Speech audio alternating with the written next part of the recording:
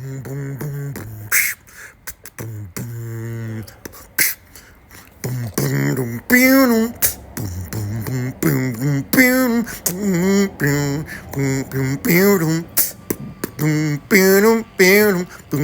boom, Hey, it's Motell Granite the Great. Enjoy my videos. Love y'all.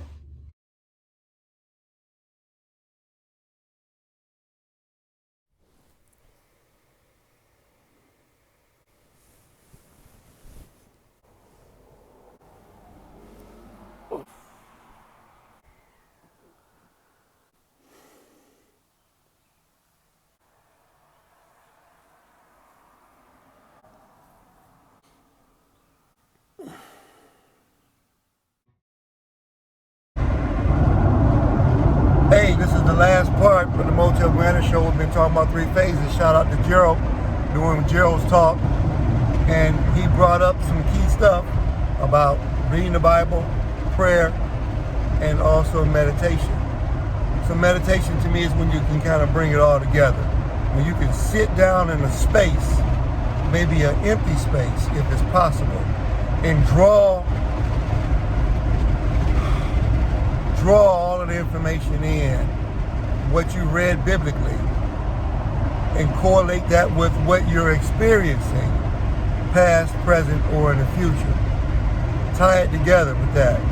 Prayer is to pray for the things that you've read, dealt with in the past, present, and the future. So meditation is bringing it together like a rubber band that you put around a band of money and put it into that bag, tying it up to make sure that it stays together. Meditation, to me, is the 3rd phase of tying it all together, making sure that it works, that it's roped up pretty good, and that there's no more questions about whether it's together or not. Meditation can dump your mind and get it clear of all tomfoolery, anger, stress, frustration, racism, poorness, whatever else. Meditation can help to reel your brain into the space that it needs to be so that you can concentrate on God, concentrate on Jesus Christ, concentrate on the Holy Spirit, and concentrate on making your life better.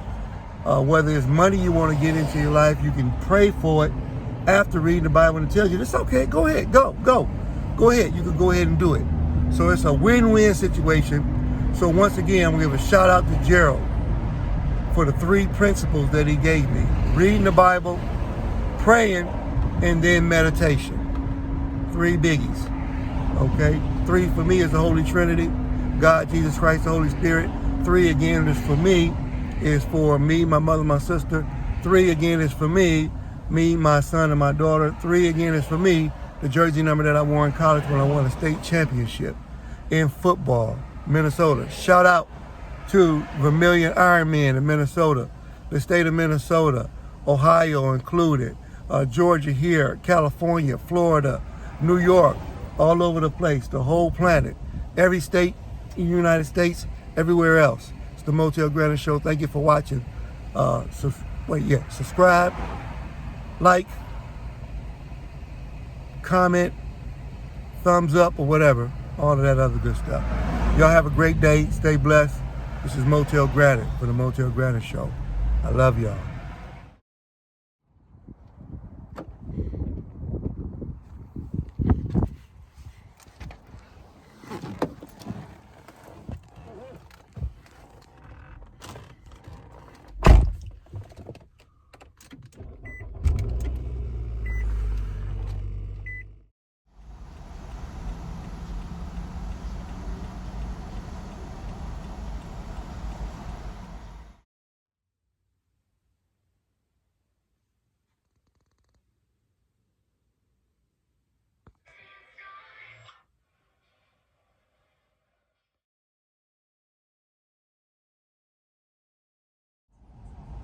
Thank you. Welcome back to the Motell Granite Show. I'm your host, Motell Granite the Great. In this part, second part, about the prayer part.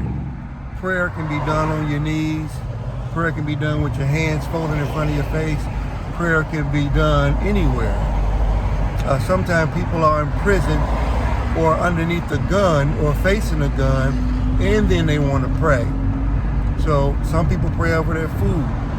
But prayer is an open acknowledgement, whether it's in your mind, in the congregation, in front of a gunman, or in front of your baby mother when you find out she's pregnant, or whatever you want to do to start praying. You want to pray to God. Sometimes if it's you want a job, you want a career, something like that, prayer. But prayer can be tied into praise as well. But praise is just strictly when you're worshiping God. Prayer is kind of selfish and kind of for you. And y'all can chime in and comment. But praise is for God. So prayer is praying and asking God for help. Like Richard Pryor was asking for help in Which Way Is Up when he was Mr. Goodnight, when he went on, help, help! When he was getting ready to be with the preacher's wife, she wanted to get pregnant and she was ready to beat the brakes off of him because he had got a little something from her sexually and he thought he was going to be able to walk off. But she wouldn't let him. So prayer can be done anywhere. Maybe kids pray and it helps them out for a test, or if they're being bullied, cyber forum, or in the school hallways. Either way, prayer works. It's a machine. It's a guardian thing. So prayer. So what we got first? We're talking about reading the Bible to get the information. Then we're going to harden the information up by praying over top of it. And then I'll be back with the final stanza. I actually was following the speed limit and you can't even tell. I'm so mad. Hey, welcome to the Motell Granite Show. I'm your host, Motell Granite the Great, on another beautiful Thursday that God has blessed us with. Oh, speaking of God, I want to tell you about 3 points that I got to give credit to Gerald, G-Money, G-Tech, the technician, gave me. 3 points. Prayer. Then there's, first there's reading, excuse me. There's reading, as far as, I'm going to do it this way. Reading the Bible first, prayer second, and meditation third. First, the reading part is to read the biblical text. Then pray on what you read. Then meditate on what you read and what you prayed on. So, this first part is about reading the Bible. Make sure you read, because reading it creates discipline. So you read the Bible and you see what's said for the basic instructions before leaving earth. Find out what's being said in the Bible, since the Bible is pretty much one of the oldest forms that we know of, right? You can't say it's Helen Keller. And the Bible also has traveled probably more around the world. It's probably more popular than most other writings. So let's just use it and dive into it. It creates a discipline in terms of understanding and knowledge of things. And it's a great conversation piece.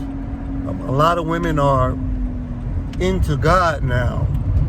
They have their money, they have their houses, and they're fed up with men. So now they're into God.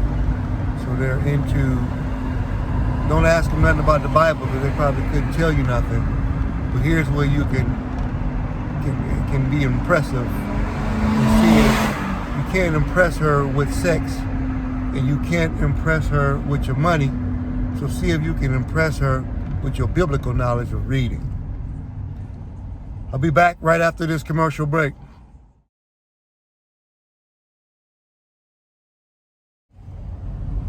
God told me you're gonna be sick.